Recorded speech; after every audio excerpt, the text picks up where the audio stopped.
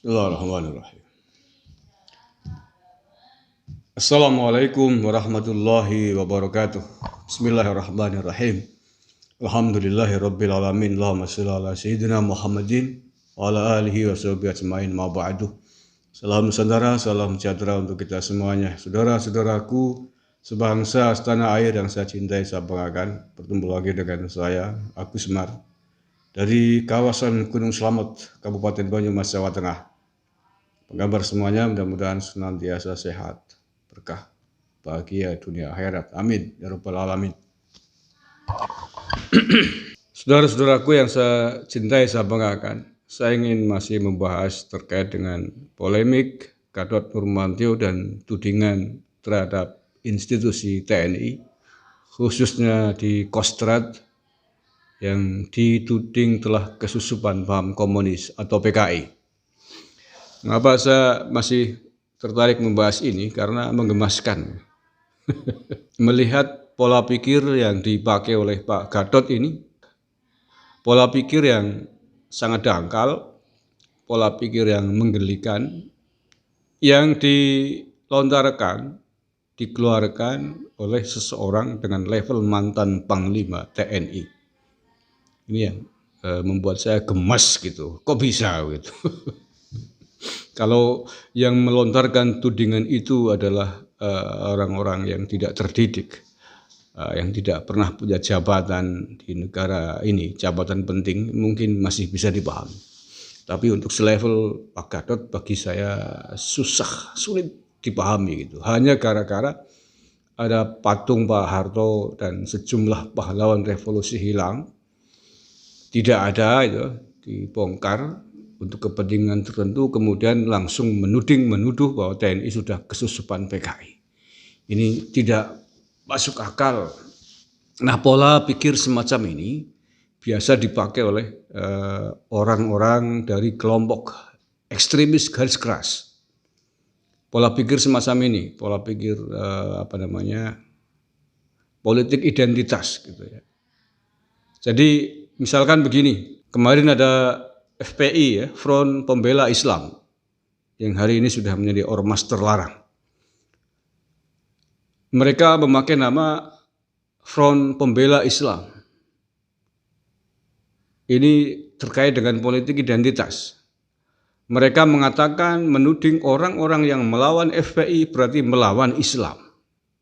Orang-orang yang tidak mau membela Islam. Bahkan pada level tertentu tidak segan-segan mereka menuding kafir terhadap orang yang tidak sepaham dengan mereka. Apakah demikian? Ya tentu saja tidak. Karena wajah Islam itu, aliran di dalam Islam itu bermacam-macam. Saya sendiri sebagai warga NU tidak setuju, tidak sepakat sama sekali dengan gerakan yang dilakukan oleh FPI itu dari dulu. Sebelum FPI dibubarkan saya sudah bersuara keras. Mengapa ya? Karena cara-cara di dalam berdakwah, di dalam pergerakan atas nama Islam itu tidak sesuai dengan ajaran Islam. Cara-cara berbangsa dan bernegara juga tidak sepaham dengan yang diajarkan oleh NU. Jadi, nah bagi mereka, saya mungkin dianggap sebagai orang yang memusuhi Islam. Orang yang tidak mencintai Islam. Itu pola pikir mereka begitu. Itu memang didesain oleh para pendolan-pendolan garis keras tidak hanya di Indonesia tapi hampir di seluruh dunia. Maka bendera mereka pun pakai bendera berlabel Islam, kalimat tauhid dijadikan bendera dan mereka klaim sebagai bendera Islam. Padahal tidak. Karena tidak ada istilah bendera Islam di agama Islam, tidak ada. Mereka akan mengatakan kalau memusuhi bendera itu bendera HTI. HTI kan pakai itu, ISIS juga pakai itu. Akan diklaim sebagai memusuhi Islam. Musuh Islam berarti kafir, kan begitu.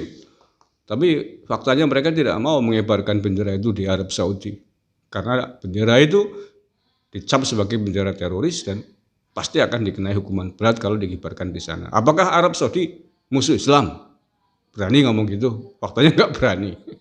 Nah itulah ciri logika kelompok Islam garis keras yang diduplikasi oleh pola dan cara pikirnya Gatot Nurmantio ketika dia menuding mengatakan TNI Kostrad sudah disusupi oleh paham komunis atau PKI hanya gara-gara patung pahlawan revolusi termasuk patungnya Pak Harto tidak ada.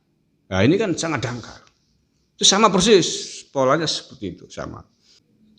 Pola pikir Pak Gatot, logika berpikir Pak Gatot yang begini ini bukan hanya kali ini saja. Tapi sudah pernah terjadi sebelumnya, juga menuding orang yang tidak mau nonton film G30 SPKI. Orang yang mau merubah film G30 SPKI dituding sebagai orang atau kelompok PKI. Lagi-lagi sama itu. Sama kalau tadi objeknya patung, kalau ini adalah filmnya gitu. Nah, pertanyaannya adalah mengapa Pak Gatot kemudian menduplikasi cara pandang, logika berpikir sebagaimana yang biasa digunakan oleh kelompok ekstremis garis keras? Apakah Pak Gatot Nurmantio sudah terpapar oleh virus cara berpikir, model-model pemahaman Islam radikal? Walau alam bisawab, saya tidak berani mengatakan itu. Pak Gatot selama ini memang akrab dengan kelompok mereka, orang-orang FPI yang sudah dibubarkan, ormas yang sudah dilarang oleh negara. Sehingga boleh jadi sangat mungkin, sangat logis kalau kemudian paham cara berpikirnya sudah nulari itu ya, terpapar kepada Pak Gatot, sangat mungkin, sangat wajar karena memang dekat dengan Pak Gatot. Ketika Pak Gatot mendeklarasikan kami, ya Pak Gatot kan sekitar setahun lalu kan mendeklarasikan kami Koalisi Aksi Menyelamatkan Indonesia, begitu ya klaimnya, bersama dengan Dim Samsudin dan yang lain-lain. Itu pendukungnya itu banyak dari kelompok 212. Munarman sendiri terang-terangan ikut mendukung dan berada di barisannya Pak Gatot terkait dengan kami itu. Dan Pak Gatot welcome. Pak Gatot welcome, senang atas bergabungnya kelompok 212 FPI ini di barisannya kami. Nah, ini kan semakin menambah daftar bahwa memang akrab Gatot Nurmantio dengan orang-orang dari kelompok garis keras ini. Bahkan kemudian pada kesempatan yang berbeda kemudian Pak Gatot juga menunjukkan dukungan yang sama terhadap FPI. Nah, di antaranya yang sangat menonjol adalah bagaimana ketika Pak Gatot Nurmantio membela, mendukung atas terbunuhnya 6 laskar FPI dalam bentrok dengan aparat keamanan. Nah, isu PKI ini memang selalu digulirkan, selalu muncul, selalu keluar pada setiap bulan September sepanjang sekitar 5 tahun ke belakang lah ya.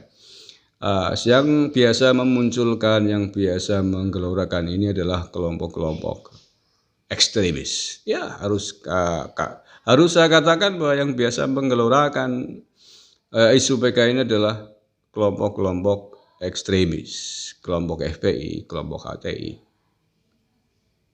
Lalu mengapa Pak Gatot ikut-ikutan? Ya, sudah saya jelaskan tadi di depan. Nah, mengapa? Apa tujuannya kelompok ekstremis ini menggoreng, mengusung, membesar-besarkan? Ya, kalau menurut saya adalah tidak lain dalam konteks, dalam upaya strategi maling, teriak maling, perampok, teriak garong. Mengapa? Karena mereka sendiri, FPI, HTI adalah ormas yang sudah dilarang oleh negara. Mereka sejatinya sama posisinya di hadapan bangsa dan negara ini, sama-sama ormas yang sudah dilarang. Mengapa dilarang? Karena membahayakan bangsa dan negara. Nah, orang yang sama-sama dilarang, kelompok yang membahayakan bangsa dan negara ini, kok berteriak terhadap kelompok lain kan sama aja, maling teriak maling. Ex-FPI, ex-HTI, berkoar-koar PKI, komunis sama aja dengan maling teriak maling. Ya mereka sama saja kok, sama-sama malingnya kok. Sama-sama perusak, pecundang bagi negara ini, ingin merusak keutuhan negara Kesatuan Republik Indonesia. Ngapain koar-koar komunis? Kalau, kok merusak ya? Kalau nggak merusak kan tadi dibubarkan. Mengapa dibubarkan oleh negara? Karena merusak. Karena eksistensinya yang tidak sesuai dengan Pancasila dan Undang-Undang Dasar 45. Kan begitu. Ya kan? Jadi orang-orang ex HTI, ex FPI itu posisinya sama dengan orang-orang ex PKI. Sesama maling jangan saling mendahului. Sesama perampok gak usah keluar-keluar. Molang maling, perampok-perampok, kan sama itu. Dan bagi kita semuanya warga negara Republik Indonesia, orang-orang yang mencintai merah putih, tidak ada kompromi dengan perampok di rumah kita. Kita tidak akan pernah kompromi dengan ormas-ormas yang telah memusuhi negara Republik Indonesia. Ormas-ormas yang ingin bohot, ingin makar, ingin merusak keutuhan NKRI ini. Tidak ada kompromi dengan PKI, tidak ada kompromi dengan FPI, tidak ada kompromi dengan HTI. Semuanya adalah musuh negara dan bangsa Indonesia ini. Terima kasih. Wallahul muwaffiq ila aqwamit thoriq. Assalamualaikum warahmatullahi wabarakatuh. NKRI harga mati.